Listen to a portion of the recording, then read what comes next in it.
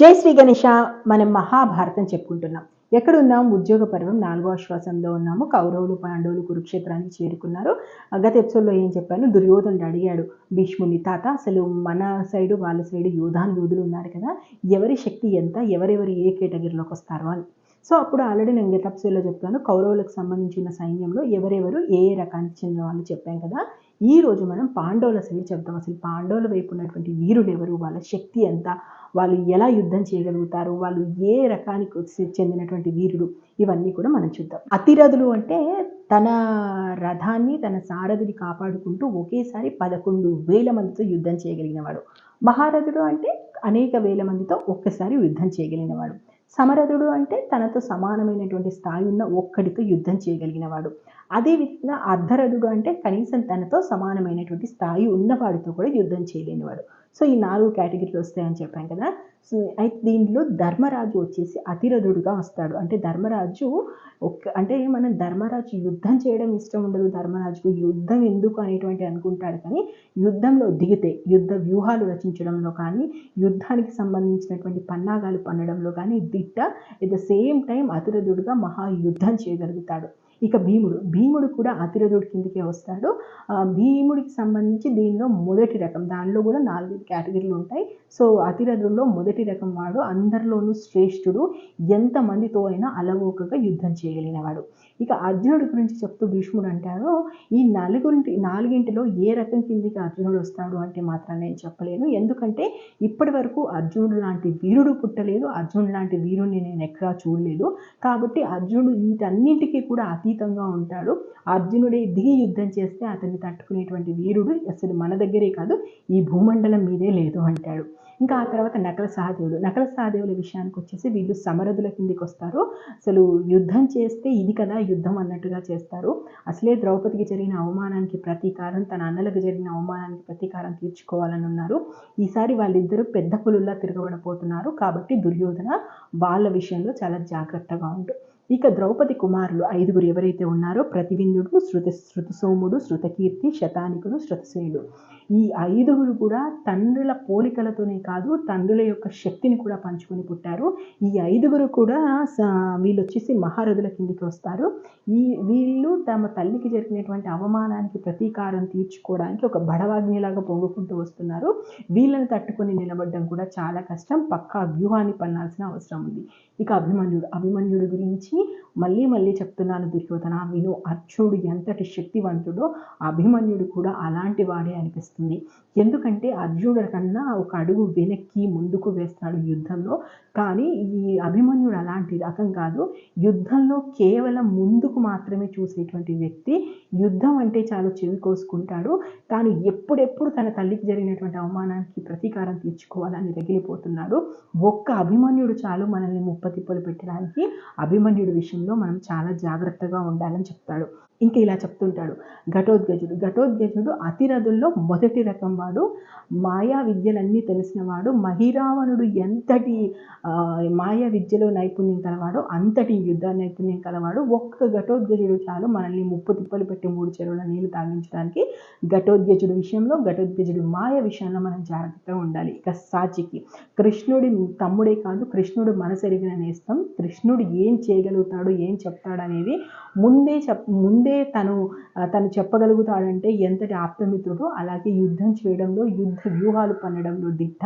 కాబట్టి సాత్విక్ విషయంలో మనం మరింత జాగ్రత్తగా ఉండాలి. ఇక వాళ్ళ సైడు సేనాబిందుడు ఉన్నాడు. సేనాబిందుడు సాక్షాత్తు భీముడితో సమానమైనటువంటి వాడు. భీముడు ఎంతటి శక్తివంతుడో సేనాబిందుడు కూడా అంత శక్తివంతుడు. ఇతని విషయంలో కూడా మనం జాగ్రత్తగా ఉండాలి. ఇక పాండ్య దేశం రాజు మలయధ్వజుడు గురించి చెప్పాలిగా. పాండ్య దేశం వాళ్ళు పాండవులు అంటే ప్రాణాలు ఇస్తారు. మలయధ్వజుడు తన ప్రాణం ఇచ్చైనా సరే పాండవుల్ని గెలిపించడానికి చూస్తాడు. మలయధ్వజుడి విషయంలో మనము పక్కా ప్రణాళిక ప్రకారం ముందుకెళ్ళాలని చెప్తాడు. ఇక కుంతి పెంపుడు తండ్రి కుంతిభోజుడు ఉన్నాడు కదా. కుంతిభోజుడు కూడా అతిరథుడి కిందికి వస్తాడు. మహాయుద్ధం చేయగలుగుతాడు అండ్ యుద్ధ వ్యూహాలు పన్నడంలో దిట్ట. తన కూతురికి జరిగినటువంటి అవమానం, తన కూతురు పిల్లలకి కోడలికి జరిగినటువంటి అవమానానికి ప్రతీకారం తీర్చుకోబోతున్నాడు. కాబట్టి కుంతిభోజుడు ఎంతకైనా తెగించి యుద్ధం చేయడానికి సిద్ధంగా ఉంటాడు. అదేవిధంగా రోచమానుడు గురించి మనం చెప్పాల్సినటువంటి అవసరమే లేదు, ఎంతటి శక్తివంతుడో. కాబట్టి రోచమానుడి విషయంలో కూడా మనం జాగ్రత్తగా ఉండాలి. ఇక మిగిలిన మహారథుల గురించి చెప్తాను నేను. ఉత్తరుడు అంటేనే మనం ఉత్తర ప్రగల్భాలనుకుంటాం, కానీ గోగ్రహణం తర్వాత ఉత్తరుడు మహా అద్భుతంగా యుద్ధం చేశాడు. అసలు పాండవులు కౌరవుల యుద్ధం సందర్భంలో మొదటి కంటే మనకు బాగా తెలిసినటువంటి వ్యక్తి ఎవరు చనిపోయారంటే ఉత్తర కుమారుడు ప్రాణాలు వదులుతాడు. అంత అద్భుతంగా పాండవుల కోసం ప్రాణం పెట్టి యుద్ధం చేస్తాడు. ఇక విరాటుడు కూడా మనకు మహారథుడి కిందికి వస్తాడు. విరాటుడికి సంబంధించి విరాట రాజ్యంలో పాండవులు ఉన్నారు. విరాటుడు తననే కాదు తన మొత్తం కుటుంబాన్ని కూడా పాండవుల కోసము బలిదానం ఇవ్వడానికి సిద్ధంగా ఉన్నాడు. ఎంతకైనా తెగించి విరాటుడు కొట్లాడతాడు. తన ఒంట్లో చివరి బొట్టు, రక్త బొట్టు ఉండే వరకు కూడా విరాటుడు పాండవుల కోసం నిలబడతాడు. అందులో సందేహం లేదు. విరాటుడి విషయంలో చాలా జాగ్రత్తగా ఉండాలి. ఇక ద్రుపదుడు కూడా మహారథుడే. ద్రుపదుడి గురించి చెప్పాల్సిన అవసరం లేదు. ద్రుపదుని పన్నాగాల్ని అంటే బాడీ డబుల్ అనేది ఏ విధంగా చేస్తాడు ద్రుపదుడు, బాడీ డబల్ గతంలో చెప్పాను కదా, అప్పట్లోనే బాడీ డబల్ చేశాడు ద్రౌపదుడు. సో అంతటి శక్తియుక్తులు కలిగినటువంటి వాడు. పైగా తన కూతురు జరిగినటువంటి అవమానంతో, తన అల్లుళ్ళకు జరిగినటువంటి అవమానంతో రగిలిపోతున్నాడు. ఇప్పటికే ద్రోణుడి మీద విపరీతమైనటువంటి పగ ఉన్నవాడు. సో ఎలా చూసినా కూడా ద్రుపదుడు ఒక అగ్నిపర్వతంలో విరుచుకుపడడానికి సిద్ధంగా ఉన్నాడు. ద్రుపదుడి విషయంలో మనం జాగ్రత్తగా ఉండాలి. ఇక శిఖండి అంటే దాదాపు మనము స్టార్ ప్లస్ మహాభారతం లాంటి సీరియల్లో కూడా చూసాం. శిఖండిని అమ్మాయిగా చూపిస్తారు. శిఖండి మహావీరుడు అండి. మహారథుడి కిందికి వస్తాడు. 7 పాండవుల వైపు ఉన్నటువంటి 7 అక్షోణి సైన్యంలో ఒక అక్షోనికి సైన్యాధ్యక్షుడిగా ఉన్నాడు. మహావీరుడు. భీముడు అంతటి వాడు అంటాడు, శిఖండి మా పక్కన ఉండగా మాకు భయం ఏంటి అని చెప్పేసి. అంతటి వీరుడు అతను ఈ ఆడ నుంచి మగ ఎలా వారాడని ముందు జరిగేది. మహాభారత యుద్ధ సమయంలో ఉన్నాడు. అప్పటికి మహావీరుడు. పిల్లలు కూడా ఉంటారు. సో ఆ సమయంలో చూపిస్తారు ఆడ నుంచి మగ మారాడని చెప్పేసి. అది నిజం కాదు. అప్పటికి శిఖండి మహావీరుడు. శిఖండి మహారథుడి కిందికి వస్తాడు. ఇక శిశుపాలుడి కొడుకు దుష్టకేతు. శిశుపాలుడు ఎంతటి నీచుడైనా కూడా అతని కొడుకు మాత్రం ధర్మం వైపు నిలబడ్డాడు. దుష్టకేతు మహాద్భుతంగా యుద్ధం చేస్తాడు. ఇతను కూడా మహారథుడి కిందికి వస్తాడు. ఇక పాంచాల రాజకుమారులు ఉన్నారు కదా, యుధమాన్యుడు, క్షత్రదేవుడు, జయంతుడు, విరాటుడు, సత్యజిత్తు. వీళ్ళందరూ మనకి పాంచాల రాజ్యం అంటే ద్రౌపదీదేవికి అన్నలు తమ్ముళ్ళు అవుతారు. అసలు మహాద్భుతంగా యుద్ధం చేస్తారు. ద్రౌపది కోసం చివరి వరకు పోరాడతారు, తన తోడబుట్టిన దానికి జరిగినటువంటి అవమానానికి. ఇక కైకేయ దేశాధిపతి జయసేనుడు. వీళ్ళ 5 ఉంటారు. వీళ్ళు ఎలా పాండవులకు చుట్టరికం అంటే కుంతీదేవి ఉంది కదా, కుంతీదేవి చెల్లెను కైకేయ దేశానికి ఇస్తారు. సో అట్లా అంటే కుంతీదేవి వీళ్ళకి పెద్దమ్మ అవుతుంది. పెద్దమ్మ కోసం వీళ్ళు రంగంలోకి దిగుతారు. అసలు కుంతి కోసం ప్రాణం ఇవ్వడానికైనా సిద్ధపడేటువంటి మహావీరుడు. వీళ్ళు కూడా మహారథుల కిందికి వస్తారు. ఇక కాశీరాజు నీలుడు గురించి ఎంత చెప్పినా తక్కువ. ప్రతిసారి పాండవుల కోసం నిలబడినటువంటి వ్యక్తి. యుద్ధ విద్యలే కాదు, యుద్ధ వ్యూహాలు పన్నడంలో కూడా దిట్ట. ఇక విరాటుడు కుటుంబీకులు ఉన్నారు కదా, సూర్యదత్త, మధిరాక్షుడు. ఇక వీళ్ళు అంటే విరాటుడికి సంబంధించినటువంటి అన్నదమ్ములు అవుతారు.